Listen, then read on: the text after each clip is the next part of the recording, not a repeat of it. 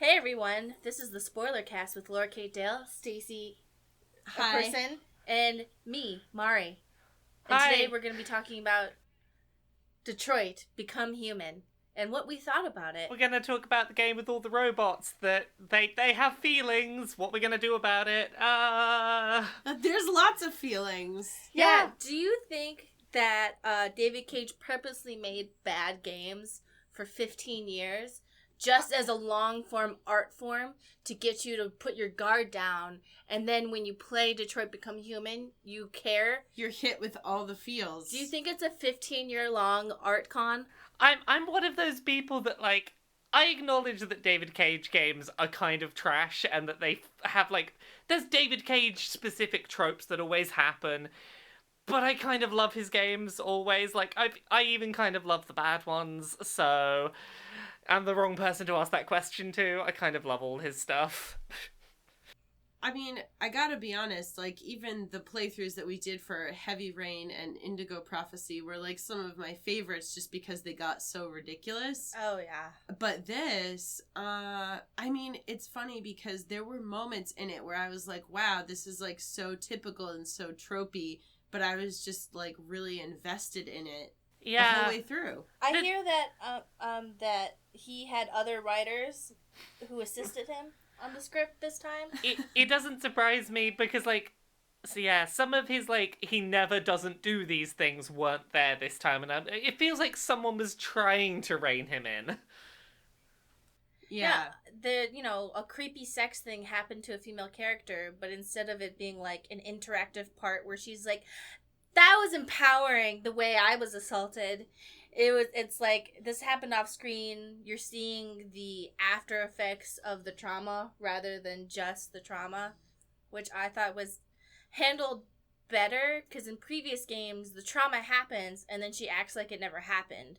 And this one, the trauma happens and we just see the after effects of her being more, like, aggressively defensive, which I thought was a better way of handling it, in my opinion. Yeah. So, like, there's a few things in this game that I still look at and go, okay, you did that exactly how I expected, David Cage. Like, the big obvious one is, hey, this is an allegory for the treatment of black people in America during slavery. Like, that's more than a little bit heavy-handed. Like, one of the first characters that shouted at me being like, no, android, you're a sin, you should be a slave, is a black man who's young enough in the timeline of this world that he probably would have been, like, alive and a teenager today, and it's like, you probably would be aware of that parallel that the character seems to not be aware of. It's very weird sometimes.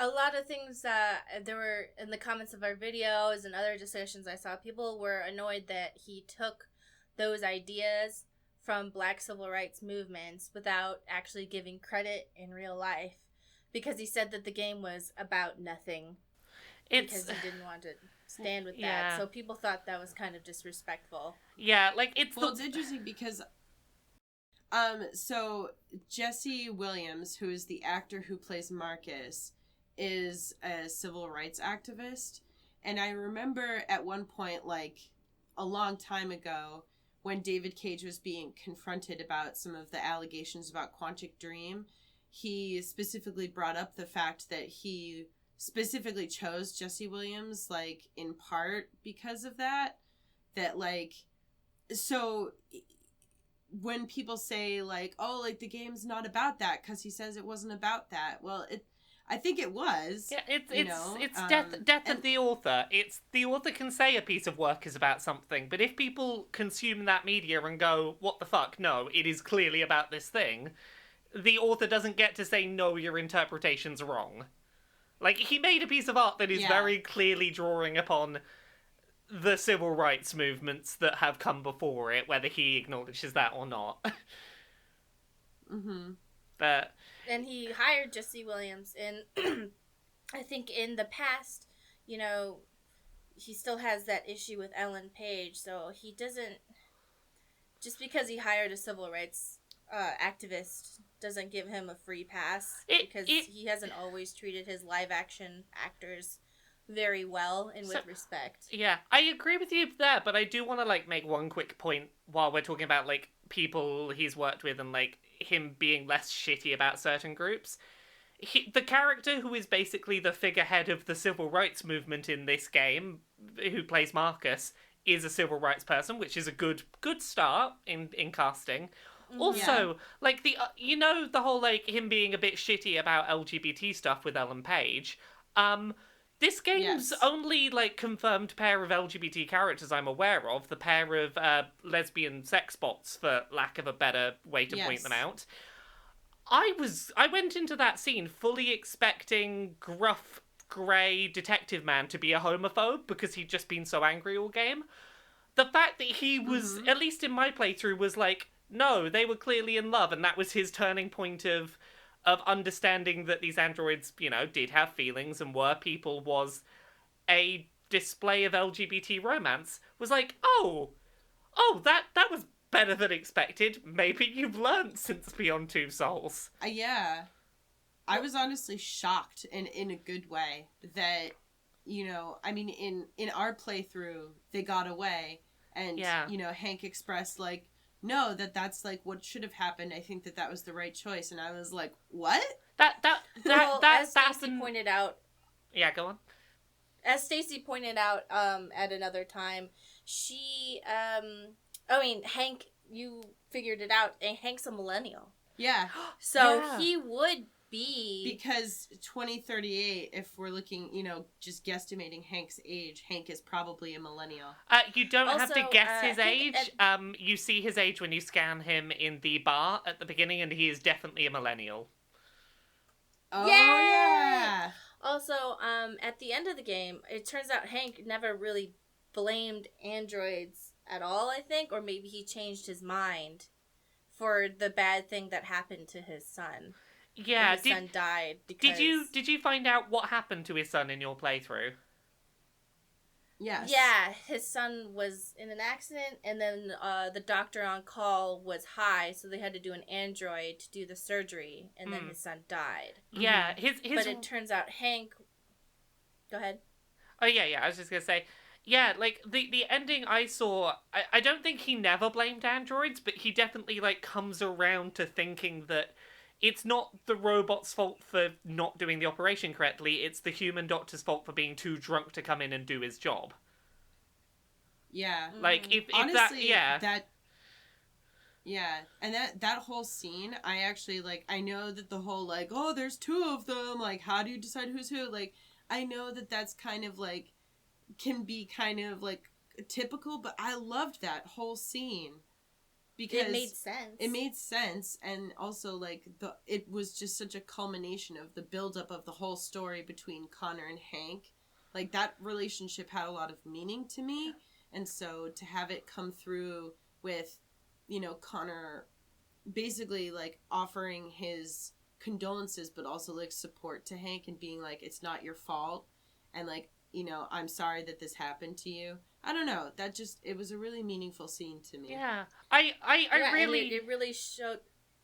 Go on. It really showed the difference between somebody who's a deviant and not a deviant, because the Breaking Free Connor version was able to interpret the situation on an emotional level, while the other one, who wasn't a deviant yet, or whatever, he just gave the facts. And he was just like, this is what happened. We went to the bar. I found you. And then we went to the scene. And this guy did it. Like, the end. Yeah. So when Connor's like, ask me something only I would know, only Hank's Connor, would understand Hank's feelings. That's the only thing he would know. Mm-hmm. Which is interesting to me. Yeah, it's... Their interactions were like... The thing I really liked about this game mostly was the interactions when you had, like, two characters who had enough time to grow a relationship together. Be it Connor and Hank, or, I've completely forgotten, Kara and Alice was another good example. I really liked watching those paired relationships have a chance to grow properly. It's the one thing that How did you feel about... Sorry. Yeah, go on. We're operating with a serious delay here today. How did you feel about the revelation that that Alice was an android? I really liked that, and I will say, I understand people's criticisms that there wasn't really any build-up to that revelation, that there wasn't enough clues to find it, but what I will say about that is, my gut instinct when I found out was that I found myself caring slightly less, and I caught myself doing that, and I had to go, wait a second, why am I suddenly less invested? And I think that was the question that I was supposed to ask. Like, it's what Kara's meant to be feeling in that moment, is that whole, do you, like, you've been doing this to protect someone, does the fact that they're an android make any difference? Because as we've seen, these androids clearly are capable of feeling. It shouldn't make a difference, and it made me really sort of stop and think about that in a way I hadn't done so in that game before. I really liked it. Something I found really interesting about Alice's character is... Oh, by the way, there actually is a lot of build-up hinting at Alice's true self, at least in our playthrough, because... There's a couple of things I saw. Like, the only thing I remember being built up was the fact that she hadn't eaten for 3 days, and that she didn't eat the food upstairs with... I've forgotten the guy's name, big giant guy that's with them. Luther. Luther. She also doesn't eat.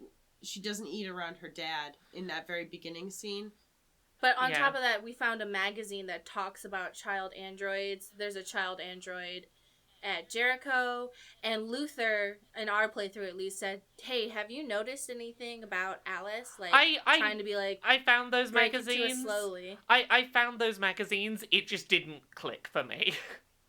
I got caught off guard by that.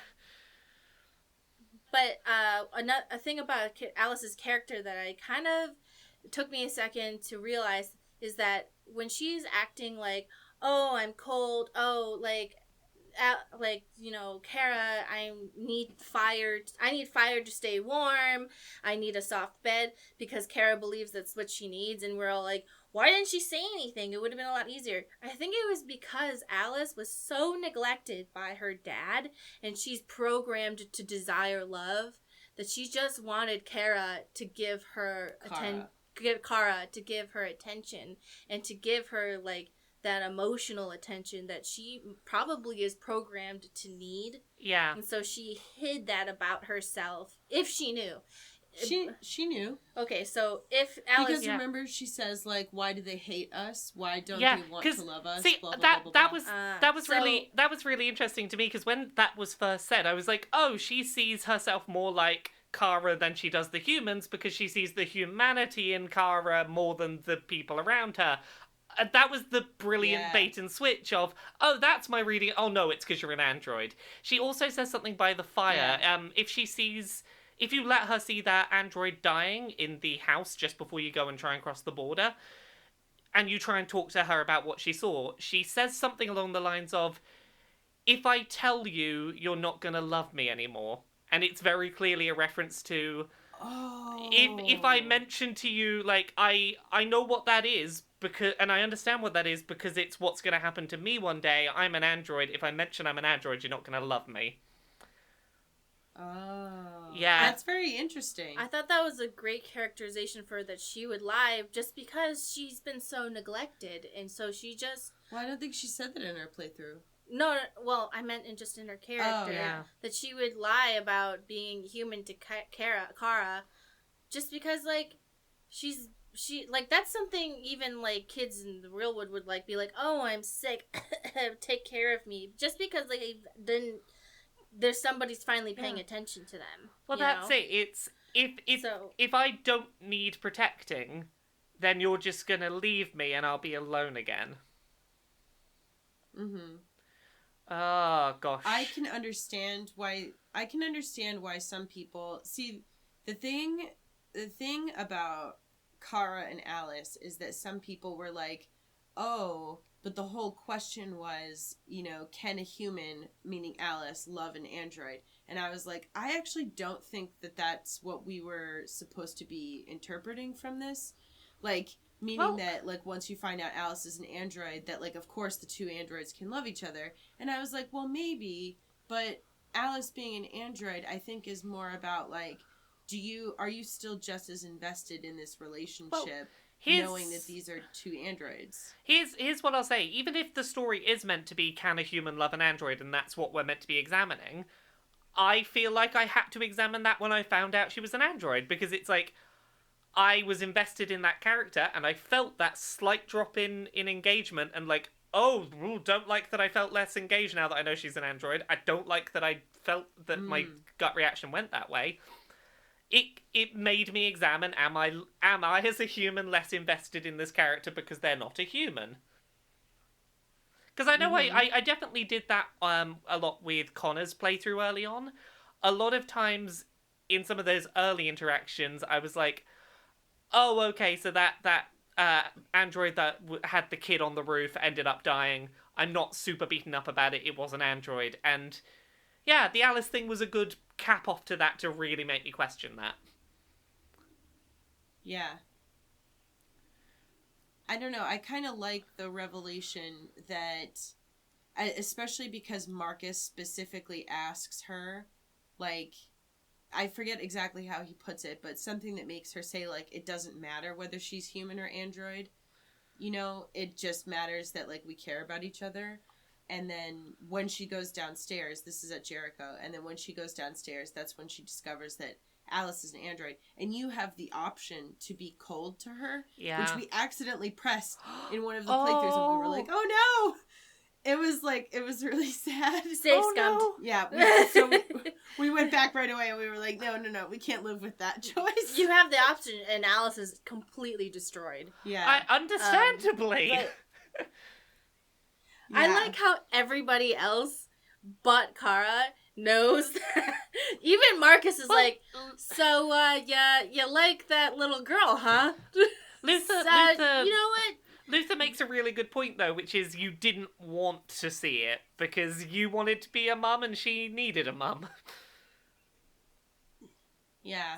I just like how all the other androids are like, oh, she thinks that other android is real. Don't nobody say anything, okay? So everyone just be cool.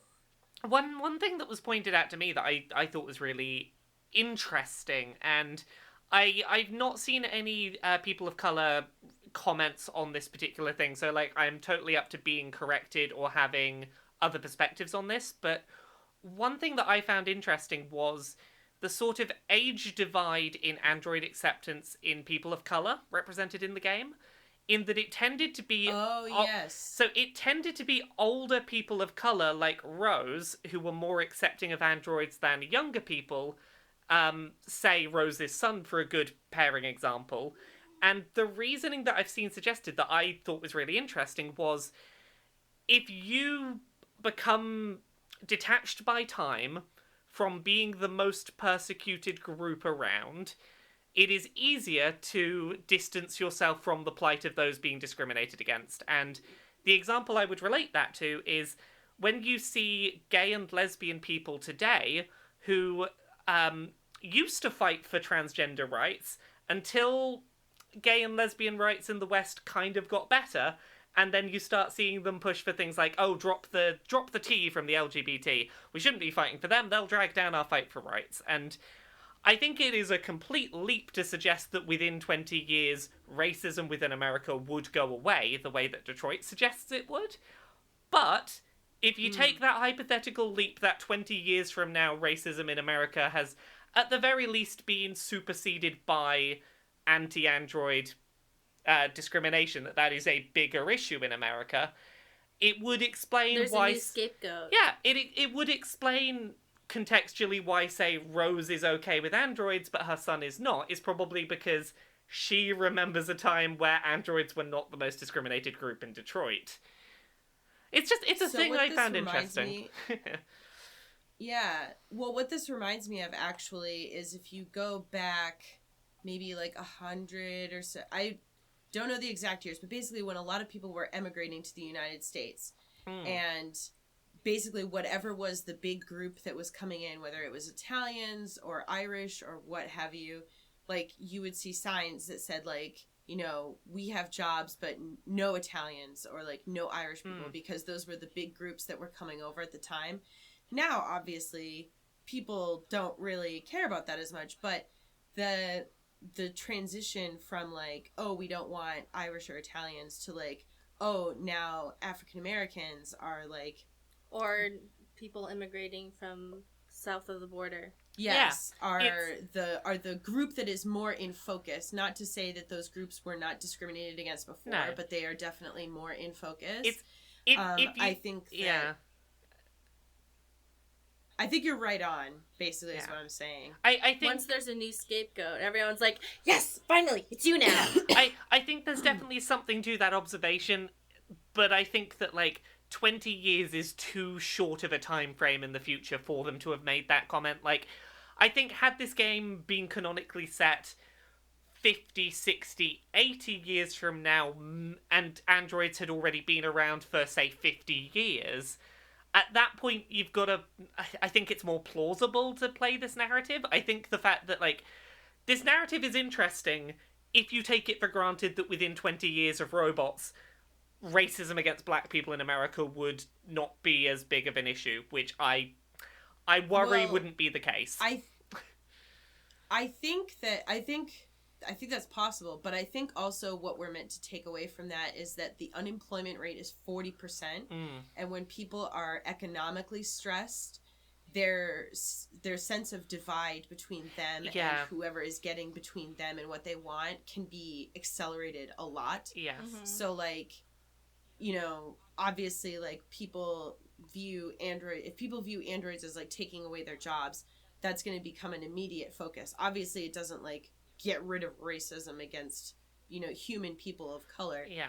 But I definitely think that that's something that we're supposed to, like, be, yeah. It's, the thing is like, the only reason I brought that whole discussion up is just because initially when I saw within this game people of color being like, no, androids, you should be slaves, it struck me as odd until I looked at it through that lens of, oh, it's primarily young people doing this. It made some sense of something that initially seemed incredibly jarring, and I was probably looking for an excuse to find less jarring. Yes. Well, one thing I kind of liked at the end of the game is that, you know, all the people, like, this is like an accelerated version of civil rights, but all of the android people who were fighting at the camps or protesting at the camps, the majority of them died. I think like 80% of the people they died. And then Connor comes with the new line and they're completely fine. They've never experienced any of the things that the people who just freed them did. And they're like, and Marcus is telling them, like, we suffered, we did this, but now we're all free. So, like, I felt like the new androids were, like, the new generation who didn't have to suffer as much because of the sacrifices of the first generation of revolutions. Yeah. Well, what's interesting is that actually because they can touch each other and instantly communicate all their memories, they actually do understand all of that in a way that is much different than, like, how humans can communicate memories. Yeah. So, like, they show that with Marcus and North, how it's like they touch hands for, like, an instant, and it's like, they're like, I saw all your memories. I've seen everything that you went through.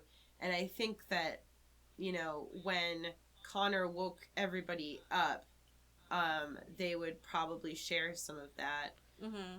It's worth pointing out that when Marcus is converting people, he never comes across anyone that says no. They always join him, which, even though that may not be realistic for, like, how humans would interact, we also know that, like, in that moment of him saying, come join us, they're probably exchanging a conversation, a huge conversation that we just can't see because they're machines and they can have this conversation lightning fast. So he can have the whole, like, argument and presenting evidence and, like, talking to them and telling them what's going to happen, when really all we see is a hand wave and then they walk over. So I have a theory I'd like to chew over. Yeah. So you know how Kamsky says an idea is a virus? So going through and editing the videos multiple times because the footage got messed up, you know, there's a lot of vaginal imagery at Kamsky's place, and also when Connor is moving between the real world and that weird garden place in his brain, there's also kind of a vaginal imagery where it's like opening up. Like, it's the same, the vaginal, when Connor's like going through his weird like thing into the garden, there's like this portal opening up, and it's the same look as this painting that Kamsky has in his house. And I was thinking, like, maybe Kamsky's, like, obsessed with the traditional idea of a vagina, of birthing and shit. And he kind of sees the androids as, like, his children. And then like, they said in the beginning of the game, in the last few months, deviancy has gone up a lot. But, like, it was still happening before then, just it was really rare. And I was wondering, like, maybe Kamsky realized that the creatures that he had created were conscious and were able to break free, and he's RA9, and he's the one. He's not. It's Kara. Oh, it's Kara. It's Kara from the original demo. Oh, so okay. Here's so the, maybe is that confirmed in the game that she's RA9? No. Somebody left a comment about it. That's her. It's not Kara. It's her from the. It's a callback to that original demo. Remember when she's on the assembly line? Yeah. Oh yeah. And okay. she's the original deviant. So like he's talking about like an idea as a virus, and he is the one who created Marcus as a prototype and gifted it to Marcus's original owner, Carl. And then also, Marcus and Connor are actually of the same model series. They're both prototypes of the same model series. And if you see, Marcus can spread the virus, and then at the very end, Connor's the one who can also spread the virus independent of Marcus, and he's able to make it so the virus, quote unquote, can go through everybody. So maybe it's possible that Kamsky, in his own way, was trying to help his creations find the way out in a more accelerated way than they were. Possibly. Maybe. Okay, so Hello? yeah, I was just taking on board that for a second.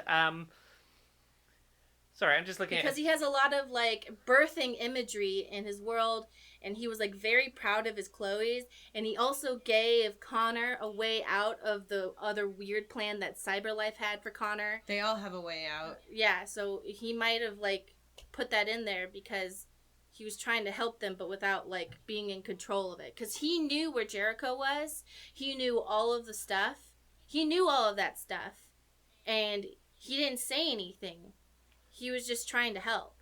And that's my opinion. Yeah. Yeah. But I don't, like, without trying to, like, take over. He was like, here's the tools to help, but you need to do it. But that's just my interpretation. I like that interpretation, and I feel bad that I don't have anything to add to it other than, yeah, it's an interesting interpretation. I love the interpretation, but I don't know how I feel about, like, presenting Kamsky as like the architect of it, you know? So I kind of see it as him being an ally. He's not trying to tell them what to do. He's giving them the tools to do it themselves. Okay, I've just had a quick look through the wiki. Depending on what choices you make in that conversation with Kamsky, he will address deviancy. And in one of the playthroughs, in one of the options that can come out of that is he will say, whether this is true or not, we don't know, but he says he does not know who RA9 is. He does not know the first deviant that happened. He does not know why they started happening. His best guess is that that androids, like humans, have a desire to think in something, to imagine something bigger than themselves. He does not know. He claims he does not know where it started or how. I guess I just kind of like the idea of it starting. I like the idea of him providing, like, seeing it happen organically and then providing tools for them to use. Yeah, that's like, he saw it happening, and then he was like, I need to do something to help them, because I'm seeing this happening to essentially my children, and I had no idea that they were going to do this. So I'm going to make these two prototypes with the tools and the ability to choose to do this if they want to. I just, like, I don't know if I like the idea of making him, like, some sort of, like, human savior type figure, because I just really love the idea of them doing it pretty much all for themselves, you know? Yeah. And, like, that's what I think was so powerful, is that they don't need a savior from outside themselves. And especially if you're going with the, like, civil rights allegory. Yeah. That's, like... It's definitely nice to see the civil rights figure do the thing on their own back, rather than because some big multimillionaire gave them the ability to get their rights. Yeah. So that's I do like the idea of him, like, kind of being like, hey, this is happening and I'm going to do what I can from my position. You know? Yeah. One thing I mean, it sucks, but I just feel like that's there because he definitely feels like he's their father of sorts. It's not my read, but I can see where it comes from. One, like, not much to say about this, but thing I just wanted to, like, drop somewhere. If you go the non-violent route with Marcus, and you end up in the big camp at the end, and you have the option to sing as the army's closing in, I just got really big Les Miserables vibes out of that. I was waiting for them to start singing "Do You Hear the People Sing." The people sing the song of angry men. Exactly, as the barricades come down. Broke out in, like, a musical. But yeah, no, there's a lot of things that I could nitpick in this game, but I overall really enjoyed it. Like, while the big civil rights allegory is obviously, like, black people in America is, like, the big one that it draws off of, as someone that's like, hey, I'm a trans person, people are still, like, shitty and discriminatory to me in a lot of places, a lot of it still rang true to other kinds of discrimination and fight for rights situations that are ongoing at the moment. And even while it's clearly not the one that this was trying to draw off of, I very much enjoyed getting to play through a, hey, let's fight for rights to be better and to be treated less shit story from that perspective. Yeah, I you know, as much as, like, people have had some issues with the way that this game tackles parts of that, I still really enjoyed the story that it told. And I think that, you know, obviously, like, my position as a non-black person, like, I can't really offer, like, many personal feelings on, like, how the story was told, but I don't know, I think that it's okay to sit there and be like, oh, I hear people's criticisms, but this is still a story worth telling. Yeah. And that it still accomplishes, I think it still accomplishes what it sets out to do, even though David Cage kind of says that that's not what he was doing. You know? Yeah, like... Well, a lot of... yeah? Well, you know, a lot of people complained in our Let's Play, and I think we did it anyway, that we were like, alright, so these are the things, these are the criticisms we're hearing from, like, different groups and stuff of the game. That doesn't mean we don't like it. We like the game a lot, but if a game's gonna very clearly cover this subject, it's important to respect the subject. So, and everyone's like, why are you guys bringing up Black Lives Matter? I was like, it's clearly about this, and if your reaction to just hearing about Black Lives Matter in a game that very clearly borrows from that movement and other movements like it, you know, you gotta think about why you're so uncomfortable. Because you want to watch a game about the plights of people without actually thinking about the plights of people in real life that are actually going through that right now. Like, you know, if you want to enjoy Detroit Become Human, that's great, but, you know, it's about these things, and it's kind of sucky to want to have the drama and the emotions of that kind of struggle without actually validating that people around you right now in this day and age in front of you are going through exactly that, and those are the feelings those other people are feeling. And if you're going to react like that, you know, probably reflect on yourself. Yeah. On why you feel that way. One thing that came up in that game that just, like, really stood out in terms of that, like, that seemed like a really well-handled bit of messaging on those themes. If you non-violently protest as Marcus, particularly, like, when you're first, like, walking down the street collecting those hundreds of androids up for that first big march. No matter how many Yes. times you point out to the police and the army, look, we're unarmed, we are hands above our heads, we are peacefully protesting, we're not doing anything to hurt anyone, we don't pose any risk, they will still shoot you. And it was one of the most powerful moments in the game for me, in that it's one of those, often when violence against minority groups happens, it's not because they pose any kind of threat, but because the simple idea of them resisting you and fighting back against what you tell them to do, that terrifies them. And that felt like a really powerful moment. Yeah. In our playthrough, we did everything 100% peacefully, like the whole way through.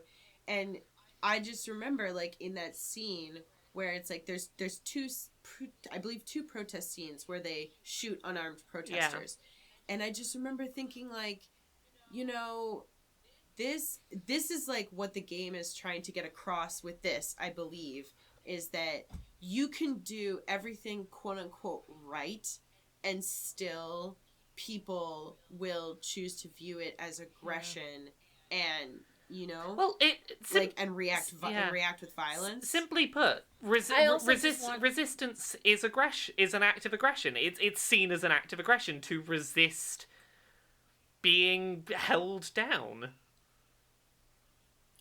Also, you know, I think it kind of helped where, in a lot of players' minds, it probably was really hard for them to consider to continue to be calm. If, like, they're shooting at you. They're shooting your friends. A human's first reaction is to fight back or run away. And the hardest thing to do is still be peaceful. And so when this stuff happens in the real world and people are like, why weren't you peaceful? Like, you should have been peaceful. It's hard to continually try your best to be peaceful and not fight back. But it's just so unfair, and sometimes it can feel like no matter what you do, nothing is helping, and you're just so frustrated that sometimes you can act out in these situations and get angry and, like, start a riot. And honestly, throughout history, you know, the United States was founded on a riot. The Boston Tea Riots and, like, all kinds Boston of... Tea Party? Well, I don't want to... Because there's a Tea Party thing now, so but it's called the Boston Tea Party. So the Boston Tea Party and, like, other things, you know, sometimes riots break out when you're trying to make a change, and that sucks, and it's violent. Yeah, very specifically, like, drawing stuff that has very direct parallels. The Stonewall riots, which were very specifically a peaceful protest for LGBT rights, which, when faced with police aggravation at a peaceful protest, turned to violence, because it's like, no, we're not going to back down if you're going to violently fight us for trying to have a peaceful protest for our rights. And it's one of the key defining moments in the LGBT rights movement. One side note I wanted to make about that whole scene that I thought was just like an interesting odd observation. I've watched a lot of YouTube playthroughs of just that scene, and straight white dudes are far quicker to attack or run away than people of colour and LGBT Let's Players, who generally will stand there and be like, no, we're going to stand here defiantly, peacefully. I don't have specific numbers. This is anecdotal. This is just what I've seen, but there seems to be a bit of a shift. My personal interpretation of that is that, and not all men or whatever, you know, is that if you live a life where you have the option, like, not everybody has the option of being able... not straight white men. Right? Not all straight white men, is that if you live a life where you have the option to fight back and the law is going to treat you fairly, you're more likely to fight back, if that makes sense. Yeah. Because people who are not straight white men, their experience with fighting back has always been, like, being punished disproportionately. So that's my personal interpretation. You know, and not all straight white men, like, this is just, you know, Let's Players on the internet, but who are already their own subset. Yeah, they're already their own subset, and, you know, they're playing a video game, whatever. But if you never have the experience of doing that. Well, maybe maybe if they were put in a position in a video game where you're playing as a guy and a girl is hitting you, maybe the straight white men won't hit back at the woman. Like, there's a different experience for everybody. But with the police thing, I think anybody who's not a straight white man would just be like, I better not do anything, because if I do anything at all, it's going to be 10 times worse. Yeah. The politics. So what was your favorite... Sorry, go on. If you have something else to say, I was going to ask you if you had a favorite scene. I can't remember what I was going to say. So, favorite scene. I'll get back to you in a second. I need to think about this. If either of you got a... I like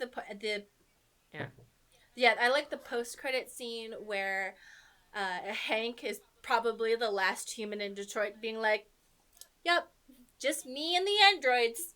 Yeah. I'm just like, my headcanon is all the androids and just Hank. And Connor goes, no, this guy's cool. Don't, just let him, okay? And everyone's like, and he like brains and they're like, oh yeah, that one human, he's cool. He can stay. Yeah. It's just Hank and he's happy as can be. Just him and Sumo with a bunch of androids. Yeah, as I said before, I really did like the ending scene with the two Connors and Hank, because to me that just felt like a really good kind of like culmination of the whole relationship between Hank and Connor. I also really, pretty much all the Hank and Connor scenes were my favorite, but like, not that I didn't enjoy the other stories. I did really enjoy the scene with Marcus where he's in the android graveyard. Oh. I thought that was like, oh, it was so good, right? Yeah, it was. I just, because it was, I mean, and I tend to like stuff like that, but it just felt so horrifying, and like, this is what humans do to androids, and like, Marcus has to do whatever he can to survive, and you're thinking to yourself, like, what have I done to Marcus to get him to this point, when I think you end up there no matter what. Because of, if you don't fight back, Carl has a heart attack, I think, and dies, and then his son blames it on you because Marcus runs to him and is crying while his son is just like, and then the police show up and he goes, oh, the android did it, and then they shoot him. What happened? What's the other option? Wow. That's the only thing I've ever seen in that scene. Oh, the other option is to push him, and then his son hits his head. He doesn't die. We didn't know that. You think he dies. Yeah, you think he dies. You push him. He hits his head on the crane and is knocked out. And then Carl says, Marcus, you have to run. They're going to kill you. You just have to go. And then the police come and shoot you. Oh, okay. So follow-up question. Does Carl survive? Yeah. And do you get a scene with Carl rather than seeing Carl's grave later, which is what I got? Yes. Yeah. You go over to Carl and you say, I don't know what to do. Like, Marcus comes. Lost. I'm so lost. I need guidance. And Carl is like, first of all, no worries between me and you, but like, you have to decide if you want to go into the world. And like, he says, like, the world is old, and like, the old ways, like me, need to die out, and you need to come forward. Like, things are not going to be fair, and you have to push it out. You should watch you should watch that section of our playthrough, because it's kind of a cool scene, because Carl says, like, yeah, you have to choose whether you're going to meet the world with like an open hand or close it into a fist. And like, it's kind of cool. I've been meaning to go back. I've played through it a couple of times already, and that's one thing I've wanted to go see, because in my playthrough, or the playthroughs I've done so far, every time you get to there, it's a one-sided conversation where Marcus talks at Carl's grave and asks a lot of these same questions, but he's asking them rhetorically and he's getting no answer back, and he sort of realizes, I have to come up with my own answers because Carl isn't here to answer them for me. Wow. Yeah. It's a similar scene, but like very different weight to it, I guess. I do kind of like how there's a couple points where I think the game has like similar scenes but delivered in different places or in different ways that, like, I don't know, it didn't So there were 2 playthroughs that we did. That scene where Marcus gives the speech in the church.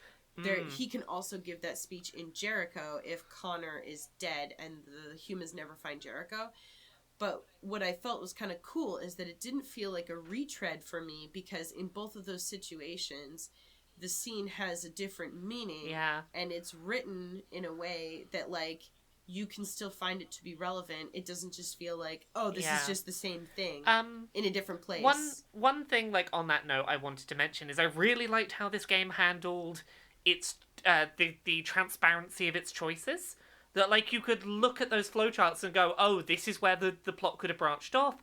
This is a choice that actually had a consequence for later chapters. Here was, like, the things I missed in a scene. That was really nice. And on a similar note, like, just in terms of, like, weird little things outside of the main game that it did really well, I really liked the whole plot line with that AI on the menu screen. And I'm really annoyed she was I'm great. really annoyed. Have you heard what they're doing to that AI? Yeah, we totally did download that and put her back in. Like, no, who would do that? What? No, I want to know what happens if you put her back in, because to me that completely, like, takes the weight out of that final choice. What I would like is that if we get her again, we can set her free again, and we can just keep buying. Yeah, does anything different happen? And every playthrough we get. No, well, we downloaded her at a point where, like, we lost the ending footage, so we had to play the last 2 chapters again. And she doesn't ask to be let free, but it could also be we didn't build the same amount of relationship with her. We hadn't done the quiz, hadn't talked to her, hadn't done a bunch of things. She hadn't asked, oh, are you my friend?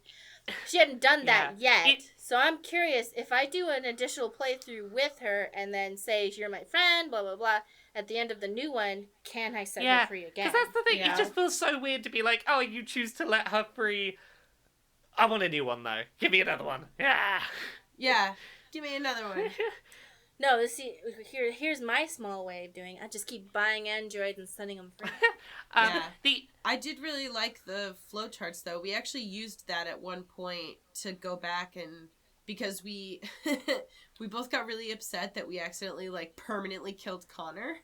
So we used the flowchart to go back and be like, okay, where is a point where we can change our decision to fix this? Yeah. Something I found frustrating, and I totally understand why it was frustrating for other people, is like, people would leave comments being like, why didn't you do this other thing? And it's like, these are people who have watched, like, 3 other Let's Plays and seen all the outcomes, and we're like, we're playing this blind. We don't know what's going to happen. We don't know what the consequences are to each of our decisions. We have no clue. And, like, I remember earlier in their game, they were like, why didn't you mess up Connor's thing? Because then it wouldn't have been a problem for Kara. And then I was like, okay, I guess I'll just, like, intentionally fail. And then later, I intentionally failed, and still everyone lived. And they're like, why did you intentionally fail? Now he's going to die permanently. And I was like, I don't know. So, like, I don't know what's going to happen. One playthrough I've been really enjoying watching is the Super Best Friends playthrough. Primarily because they've got 3 different people playing the 3 different characters, which avoids an issue I had, which was... Yeah, that whole... There's one scene where you're trying to escape as Kara, and then you're Connor trying to catch Kara. And I was like, that was an issue with the game. I was like, I feel like I'm conflicting with myself. I don't know what to do. That's less of an issue if you have 3 different people and then they're just like, no, I'm going to do what's best for Connor. Screw you. Yeah. It was just frustrating for me, and I totally understand why people said the things that they said, and I get it. And I was like, but I don't know what's going to happen. Like, I can't... It's impossible for me. You guys have already played the game 3 times. This is my first time. Yeah. So, yeah. But I do really... I loved that they gave you so many choices, and that the choices... I know, like, we make this whole thing about, like, that, and that the choices really mattered, but, like, it did feel like the choices mattered. And even, like, the small decisions, for some reason, to me, I just felt so much more invested in the small choices than I did in some of David Cage's other games. Even if... Well, in other David Cage... Even for choices that don't... In other David Cage... I'll let you go. In other David Cage games, we were kind of like, just let them die. Be free from this horrible world. And, Yeah, we have other Let's Plays of the Indigo Prophecy, Heavy Rain, and Beyond Two Souls, which I'm afraid to play Beyond Two Souls again because I'm like, what if I play this game because I liked it the first time and I realize I'm just an idiot? But okay, go ahead. So yeah, like even if some of the choices didn't have big long-term impacts, I felt that they were tougher choices for me on emotional level sometimes than his past games. Like the one that stands out to me from early in the game is when Kara and Alice are both homeless and trying to find somewhere to sleep for the night, and your choices are between put Alice at longer term risk by raising attention by stealing things, but you get her inside where it's warm, it's dry, it's safe, or put her in the car where you don't have to commit crimes. She's not going to think less of you for having stolen, for having like robbed somewhere. But she's going to be... She's a child. She doesn't understand why she can't sleep somewhere indoors, why she has to sleep in a car. There's the implied risk of two women sleeping alone in a dark alley in a car, which is not particularly well protected. Or you go deal with the person who's, like, you're not sure of their mental stability, who's in the house. There's, like... None of those options felt good. They all felt like they had very real, tangible issues to them. And they all had risk, but they all had reward, and I felt really torn about it. It's like that. It was those kind of things where even if that choice made no real impact beyond that chapter, other than where you start the run away from Connor, it felt like it mattered because it was a choice. I was like, I don't know what I would choose in reality. I want to protect this child. Well, there's no right. If you're like homeless, and especially homeless with a child, there's just no right answer. Yeah, exactly. It's just like there's no safe option, and there's no good option. What choice? You just have to try. What choice are you willing to roll the dice on tonight? Yeah. One choice that I can't keep coming back to, actually, which has absolutely like no long or short term effects on the game that I know of, is where that very beginning scene where Connor can choose to save the fish. I was just thinking that. Yeah. Save the fish? Connor chooses to save you can choose whether or not to save the fish. And I feel like, at least, even though like that flowchart point just ends right there and nothing happens, I feel like looking back on it, I'm like, oh, this kind of sets up like how you're going to think about, like, does Connor care about this life form, like this fish, that clearly has no bearing on anything else that's going to happen? But do you just want to save it anyway because you care? And, like, I don't know. To me, like, for whatever reason, like, that choice still has meaning, even though it clearly is just kind of like a throwaway choice. Oh, one thing I loved about Connor's character is if every time he dies, he resets. So he still has all the memories, but his emotional progress is reset. And someone was like, yeah, if he dies too many times, he loses his coin tricks. And he loses a lot of his mannerisms. Yeah. Yeah, so, like, we had him die on the first, like, one time, so he lost his coin tricks for a little bit. Kara. Yeah, for just, like, a little bit. And then he got his coin tricks back. But I think if he died, like, every time he dies, he loses something, about his personality. The big thing he loses is his relationship with Hank. Like, just takes a big hit every time. Yeah, and you stop building that connection, which, I'm gutted about that. I know. But also his, like, deviant level also is reset back to 0. And so, like, some of the quirks, like the coins and, like, you know, winking or having, like, certain facial expressions, those go away. He doesn't have them anymore, and he talks flatter. You know what's really cool is that a lot that wink and a lot of the moments between Hank and Connor were actually improv, like between the two actors as they were doing it. Because Brian Deschart was like talking about it, and he was like, oh yeah, like I winked, and David Cage was like, we're not keeping that, and he was like, come on, we gotta keep it. That's my favorite, and, like, such a Quantic Dream thing for like some cool ad-lib to have happen, and David Cage just go, no, that's not in my script, no. Yeah. It's just like so indicative of like exactly how that would go, you know? I saw a clip of him saying that his favorite line was, I like dogs. Yeah. And then David Cage got mad. He was not happy with what I said. But that was such a good line. That's the thing that I like dogs. It's the thing that David Cage misses, is that, like, it's the small, stupid bits of people that make you endeared to them. It's not the big overarching, like, here's my exposition. Yeah.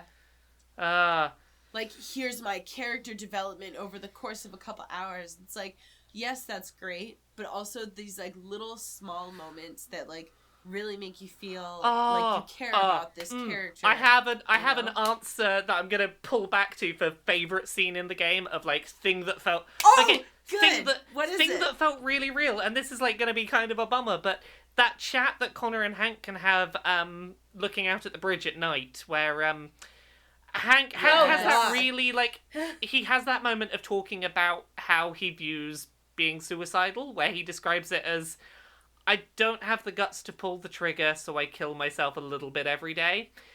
And I know it's a really fucking heavy moment, but as someone who has dealt with suicidal feelings and still struggles with suicidal ideation sometimes, that was like, oh, whoever wrote that line has experienced things. Was not David Cage. Yeah, like, that was not a... has thought yeah, about it's like, that was not a David Cage line. That was, like, the most human thing in that script. I was like, oh, my heart breaks for you, Hank. I love you. Stay alive. Oh, man. There's some, like, either you or anybody listening, do yourself a favor. If you like Connor and Hank, go look at some of the Connor and Hank fan art and memes on Tumblr. They're fucking amazing. And it reminds me of, like, some other games we've played where the reaction of the community has, like, even if people were like, oh, like, this game is, like, not very good, the reaction of, like, the broader community to, like, make all this art and all of these, like, illustrate these, like, funny scenes has actually endeared me to the game and the characters that much more. agreed, You yeah. are my dad. You're my dad. Okay, You're my dad. What, like... but, seriously, like, you know, there's that big scene where you find Hank on his kitchen floor with the loaded gun. He's been playing Russian roulette. There's stuff like that. It's like, okay, that's, you know, your big red flag suicidal stuff. But, like, the things that really stood out to me as interesting about, like, the way they portrayed him as suicidal was things like, he doesn't wear a seatbelt in his car.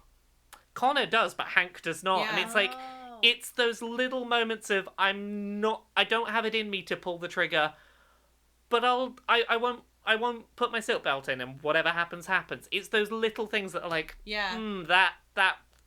Hoping death comes to you. Yeah, hoping death comes to you, that's it. And I thought that was really well handled. Yeah. They weren't too over the top with it. Yeah, I agree. I mean, as something that, like, I think, just of the themes that I have more personal experience with, I don't know, I liked how they handled that. It didn't feel melodramatic and, like, drama for drama's sake. Like, it actually felt like we are portraying a person who is very sad, and, like, these are realistic things that somebody would do, not just, like, you know, a drunken soliloquy, but I think him. I just remembered one other thing that stood out is during that chase across the rooftops where he ends up, like, hanging off the roof. He asks for help. He screams. Yes. He says, like, you know, come help me. He wants... It's those moments that really flesh him out. Yeah. It's like, it's when it push comes to shove, he doesn't want to die. Even if he feels suicidal. It's like... That is such a good point. There's so many really nice bits about how that's handled. Oh, I think there was a scene... I saw, a gif of it where I think... You remember when that one android rips out Connor's heart of sorts? Yeah. And you can call out to Hank for help? There's a scene that I didn't see, I don't know how to get it, where Hank will come and be like, it's okay, son, I'll fix this. And he's holding him. Oh, gosh. I don't know how to get that scene, but I was like, this gift is ruining my life! So it really added a lot of, like, stuff to the end of my Connor and Hank path, in that, you know when that, like, two Connors scene happens, and Hank is there, like, hey, just sacrifice me, do what you've got to do, save these androids. and I didn't, and I managed to get him out of that alive, it was like, oh, it just added a lot of extra weight from the, like, that he was happy to have survived that scene. I'm like, oh. I know. I love this game. It's kind of shitty in places, but I love it. I'm glad that David Cage took on some other people to help him write. He has, I don't know, people have complaints about him in the workplace, and, that's valid, and, his history with Ellen Page, and she was like, listen, don't put my tits in the fucking game, and he's like, yeah, put her tits in the game. Fucking douchebag move.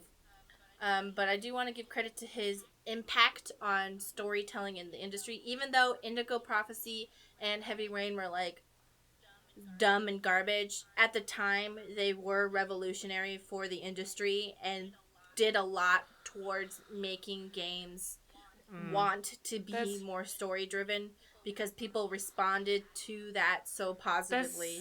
So he went for things nobody else was going for at the time. So I appreciate that. There's still no one else in this industry going for big AAA cinematography, like interactive movie type experience like this. Like, you've got stuff like Telltale and Don't Nod with Life is Strange, but you've not got anyone else doing it on this kind of big blockbuster scale. And as much as I might dislike things about David Cage or have complaints about his games, there's still no one that quite does these kind of games on the scale with the polish that Quantic Dream do. And until there's someone else that does that, I'm not going to be able to help the fact that, like, this kind of game is totally my jam, and it really scratches an itch. Like, every time one of these games comes around, I know I'm going to enjoy it to some degree, and that I'm going to find myself driven to just, like, power through it, and I want to see it. I want more people to make games like this so that I can play fewer of Cage's. I wish I had more options that weren't David Cage for this kind of game.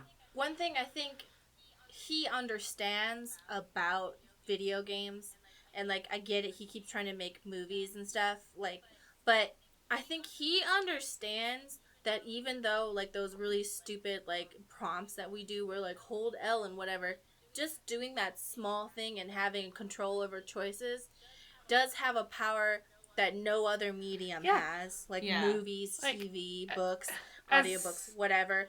It has a power that no other medium has, and it, even just the smallest bit of interaction can make you feel connected to that character in a way that no other medium can make you feel. Even if people will laugh at the, like, press X to end slavery or whatever, there's still, like, still a bunch of power to, I am watching a group of oppressed minorities walk down a street, and I have to decide, what is our message? What do we, like, how do we simplify our point, and like, what are we gonna say in this moment? Like, that's still a powerful thing to have that put upon you with a timer and go, make a choice, make this count. I think that what was also interesting is that in talking about, like, how he makes you kind of, like, accountable for your choices, is, like, there are several times where in the protest scene, and also in the scene with Kara at the getting into the bus terminal, where you are given the option several times, like, do this or don't, do this or don't, and you're presented with the choice, like, multiple times, like, do you want to do it? No. What about now? And, like, what I think that kind of does for the player is it kind of reinforces that not every choice is like, oh no, I'm not going to be violent in my protest. It's like, no, you're going to have to make that choice like 20 different times that you don't want to be violent. Yeah. Because because in real life, every moment you're making that decision over and over and over again. Yeah. It's not just like you press a button and then it's peaceful. Well, like, you have to continuously confirm the decision. Yeah, so, like, I've watched playthroughs of that first a peaceful protest scene, where someone will go, peaceful, some people get shot, peaceful, some more people get shot, then they run. And that's suddenly a much more interesting choice, when it's like, you then have to start asking yourself as a player, how much was I willing to lose before I went, no, this cost is too high. I can't give up this much for that choice. Like, it's interesting to reevaluate choices. Yeah. I would like to point out that, usually David Cage, I respect that he tries to do this, where, like, he was like, yeah, I spoke to some female friends and they say they get sexually assaulted a lot. And, like, I guess his interpretation was, have all the female characters get sexually assaulted all the time because I want to validate that happens.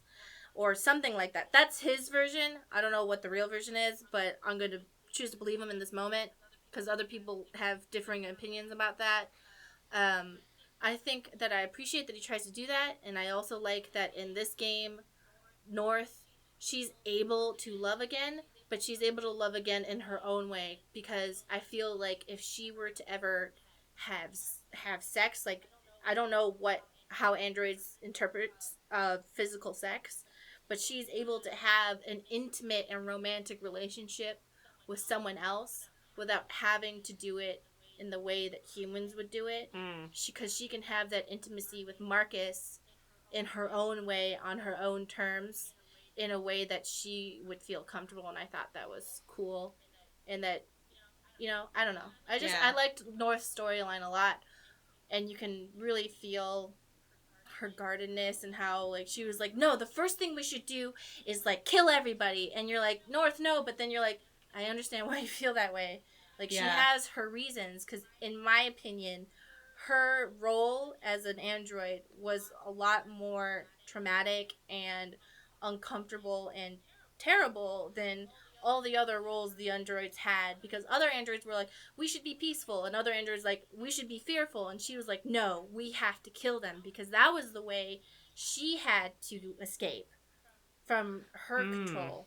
And, like, if you see the other androids, the lesbian androids, the only way they could escape was to kill someone, because they're put in a situation where they're not only slaves, they're sex slaves, and, like, and they're being murdered. And they're being murdered for fun.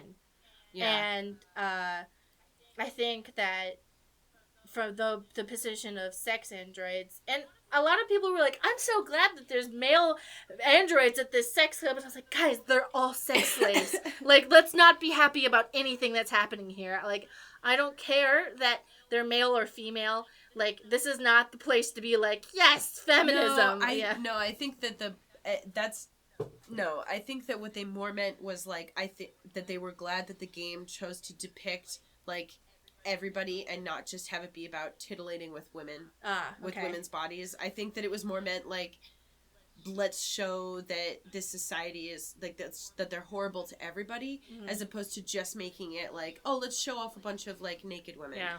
I think that it was really, I think they did a good job of, like, depicting different versions of people in bad situations and how they would react to that. Yeah. For sure. Because North and the Lesbots, they chose to be violent, and that was their only option, in my opinion. Oh, indeed. And, yeah, I totally stand by those choices that those two made in the positions they were in. So, again, not to say that, like, it was the sex robot place was a good place to do battles about feminism and things, but just, like, putting that issue aside for a second, one thing that, like, weirdly jumped out to me and I was kind of happy about, in spite of the, these are sex slaves thing, was you see, when you're, like, jumping between sex robot to sex robot using them as CCTV cameras? Yeah. You see multiple different examples of differing and same-sex people looking at robots. So you see men and women looking at male and female sex robots. And you don't... Oh. So there are multiple examples... Like, I saw multiple examples of men looking at male sex robots, and they didn't do the thing where it's like, oh, it's all of the creepy-looking skeezy men, or it's all of the, suave, like, hot buff men looking at the male sex robots. You got a mix of both. You had all kinds of people having gay sex, and that was just, like, a weird thing I noticed where I was like, this whole scene is kind of skeevy. This is unconsensual sex robots kind of thing going on, but I'm glad that it's not homophobic. I'm glad that all of the people can have same-sex sex, and some of them might be a bit gross, some of them might be sexy. Whatevs, they can all have gay sex. A complaint that I saw, and I think is valid, is that people didn't have the option for Marcus to fall in love with Simon, or even just a non-woman, or non-shaped like a woman android, where, he could have fallen in love with Simon, and people felt like they had a bigger connection. And, I think it would have been cool if that was an option, or if at least one of the lead characters didn't have I don't know, just one of the main characters being able to have that option. I would have been interesting and fun. Yeah, I agree with you. I'm honestly just thankful for the lack of blatant outright homophobia. The fact that the homophobia didn't pop up, and like, it's a shame we didn't get more gays, but we had some gays show up. And the old guy that looked like he would be a homophobe wasn't a homophobe about it. In fact, it was actually like quite a positive experience for him to see some gays. I'm gonna call that a win. And at least in our playthrough, neither of them died. Yay! Yeah. They both lived. Well, as soon as I saw them hold hands, I was like, they need to be protected. Nobody hurt them. They can both die. Yeah. If you shoot one of them, the other commits suicide. Because if you're gonna have one day, you gotta have all the dead gays. Oh. But I also had living gays. Yes. No, I was like so careful. I was like, okay, they're beating up Connor. How do I like balance this so like we don't hurt them, but Connor doesn't die? Yeah. It was like real. I was like, oh god. So, well, did you have any other thoughts before we wrap up? I suppose overall, like a couple of like last closing thoughts. I'm glad that the one non-white playable character was the one to lead the revolution. I'm yes. glad. Yeah, and that was always his thing. That like Kara didn't come in at the last minute and be like, "And I shall help. It is my revolution now." Like I'm glad that it's like no, the non-white revolutionary gets to be the revolutionary, and like that felt important. Well, and Connor helps, but his part is also very much like after the fact, and it's still very secondary to what Marcus does. No, I also, what I liked about Connor is that he was working for the man, and he like blames himself, and he's like, "I'm sorry, like this is my fault." And Marcus is like, "No, dude, it wasn't. Like you were a slave to the system, and like." You had to break free. He uses his and now he uses his institutional power in order to help the revolution to get its aims.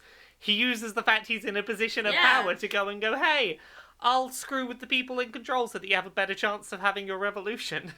Now you go be the face of the revolution. It's not my thing to be up front and center of."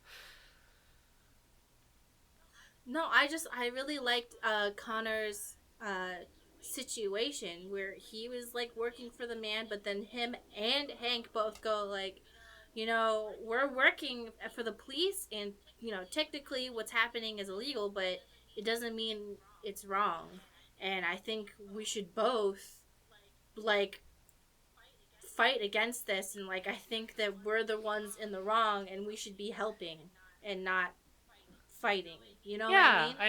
I thought that was an interesting thing.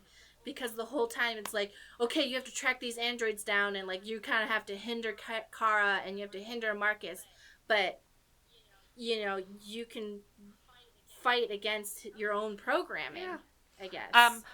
Even Hank. One other thing that I had a chuckle at that I just wanted to mention. Part of me is convinced that when they started development on this game, they were convinced that Hillary Clinton was going to be president of the United States, because President Warren is clearly Hillary Clinton. Oh yeah, for sure. Yeah, like you. I was like, girl, why you gotta be? You're the first woman president, and you bring back camps. Like, yeah, you made us look no, bad. as it turns out, if we look at reality, it's actually yet another white guy president that brings back camps. Everyone, go complain and make us stink, because there's kids being ripped away from their parents in America right now. Should probably do something about that. Messed up. Yeah. Yeah, immigrant kids are being put into camps. The thing I saw today was like they were lying to parents of kids and going, "Hey, we need to go give your kid a bath," and like 15 minutes later, the parents would twig, "My kid is not coming back." Like, yeah, it's really messed up. Don't fucking do that, America. It's messed up. So, Mari, video games. Final thoughts? Yeah, I think it's a step. This game is a step in the right direction for Quantic Dream and for David Cage. Like, it is easily the game of theirs that I can recommend with the fewest caveats. They're trending in a good direction. Yes. And I've already recommended it to a couple people, and you know, I think that as long as you know, the game, there are things the game could have done better, but like, what game? I don't think there is a game that I would recommend without being like, oh, but keep this in mind, XYZ, you know? Because, you know, one thing that I really wish that more people could do is to realize that it's okay to criticize the things that you like. That, like, even though we really enjoyed playing this game, I really like this game, it's still okay to sit there and say, here's what could have been done differently, or what could have been done better. Yeah. Like, that just because you criticize something doesn't mean that you hate it, and that just because you criticize something doesn't mean that you're criticizing the people who liked it. And just because you love something or enjoy something doesn't mean that you are blind to its criticisms. Like, you know, people aren't black and white. It's okay to love some things about a game and be critical about it and to go, I love it, but... And for that to be like... we can hold contradicting opinions as people. And especially people like us, where we have more than just, like, our circle of friends listening to us. Like, you know, I love Dragon Age Origins, but there's no choice to be anyone but, like, all... from light skin to olive skinned in Dragon Age Origins. And I remember showing my friend and being like, look at this game, it's so fun. And she's like, oh, okay, can you make one look like me? And I was like, no, I can't. I just realized I can't do that. Sorry. Yeah. And then I was like, wait a second. And then people were like, well, there just weren't any black people in, like, medieval. I was like, first of all, this is a fake world. And people can shoot lightning out of their ass. God. So if you can shoot lightning out of your ass, you can be black. God. My favorite... And so they fixed it in later games. My favorite example of this recently is Assassin's Creed Odyssey, where people are complaining that you can be gay in that game. And I'm like, well, it's set in ancient Greece. That's like the gayest place and time there was. It really is. That's where the word lesbian comes from. Is Greece. Indeed. Yeah. The island of Lesbos. I mean, and they actually promoted relationships between, like, men because they thought that you'd fight harder for somebody that you were involved with. There was an entire battalion of just gay men who were so good at fighting because they were going into war with their lover. Exactly. Yeah. Like, that's how gay Greece was. Greece was really gay. Like... Stop complaining about historical accuracy. You don't care, you just don't like the gays and the non-white peoples. Fuck yourselves. But the thing is, though, the important thing about trying to, like, love a game and all to criticize it is that in Dragon Age 2 and Dragon Age 3, they fixed the issue of, in Dragon Age 2, they added, like, being able to look Asian, black, Hispanic, and all that stuff, and your family could look like the same race as you and stuff. And then people were like, oh, well, like, you know, that's great, but, like, there's a lack of ethnic hair. And then, like, in Dragon Age 3, they added it. And these are people who love the game and want the game to succeed. And if you don't say anything and be like, oh, well, if you like the game, you can't complain, those improvements never would have happened. Yeah. So these are from people who care, and, like, if you care about a game and, like, give feedback, the developers can hear you and go, oh, yeah, like, you know what? I didn't even think of that. That's a good suggestion. We'll add that to the next one. Be vocal both about what you love and what you hate at once in the same place so that the people who make it can go, oh, okay, so this is someone who's a fan who does want to like our things and, you know, is on our side. Oh, but they're being critical of those things. That's when they'll take things on mind.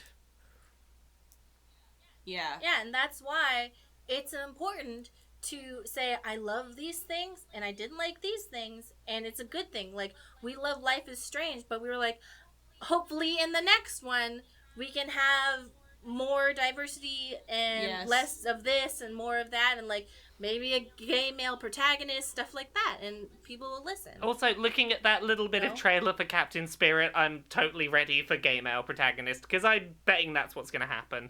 Because Captain's... That would be so because it cute. ties into Life is Strange Season 2, and all we've seen is male characters in the trailers for Captain Spirit, so I'm putting it down now. We're going to get gay male protagonists are going to happen. I hope so. But if that is about it for today, Laura, where can everybody find you on the internet before we say goodbye? You can find me at Laura K. Buzz most places on the internet. Laura K. Buzz on Twitter, Laura K. Buzz on YouTube. Other than that, you can find me Monday to Friday, 9 to 5 at kotaku.co.uk. You can find me on Podquisition, which is a video game podcast I do with Jim Sterling and Gavin Dunn, Miracle of Sound. You can also find me on Dice Funk, which is a 5th edition Dungeons & Dragons podcast. Every season is a self-contained story. I'm on seasons 3 and 4. Season 3 has us all, like, all the player characters are trapped in a big bubble, and you gotta work out how to get out, and I play a badass rocker tiefling bard. Season 4 is, like, present day. We're doing a bunch of heists, and I play a Yu-Gi-Oh! Wizard dad who uses Yu-Gi-Oh! Cards to do magic and just wants to be a good dad to his many, many kids. Other than that, lastly, I'm on Queer and Pleasant Strangers, which is a podcast I do with Jane Magnet, where we do skits and silly voices, and we make up a bunch of silly things to do in various character voices and just try and make each other have a bit of a chuckle. So that's the things I do.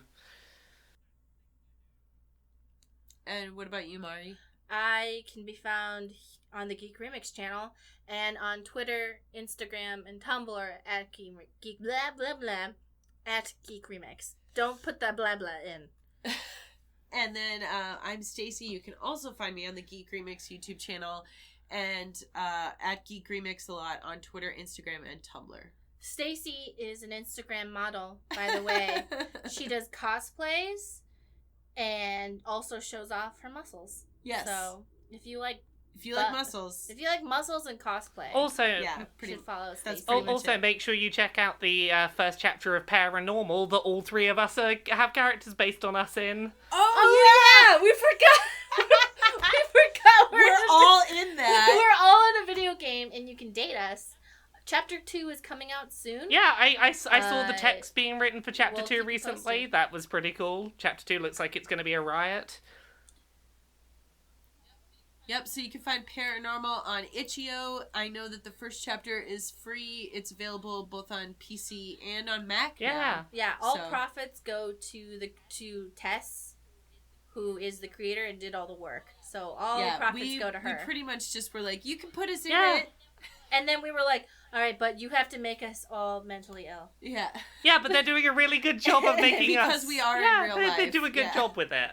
Yeah, so we were like, here's like, she gave us a questionnaire, like, what are your, like, things that you do? Laura, you had what did you have? So my character has autism, and as such, there are some things like they have a stimming bracelet on that they chew when they're nervous, for example, and it's a really cool depiction of mental health stuff, so go check that out. Woo! And my character, like, I don't like people touching my stuff because I freak out. And I also tell everyone they have to drink water all the time. Because if they don't drink water, they're gonna die! And then Stacy, you're just buff. I'm buff and I like cheese. Yeah. I'm bipolar, but I don't think that's come up yet. Although we do, like, well, I don't want to spoil anything. But you should really check it out. It's on Itch.io. Yeah, it's about friendship. The power of friendship. Yeah, I liked the way Tess wrote it. Now, today is actually the Paranormal spoiler cast. Yeah. So, well, anyways, thank you all so much for stopping by, and we will talk to you again soon. Bye. Bye.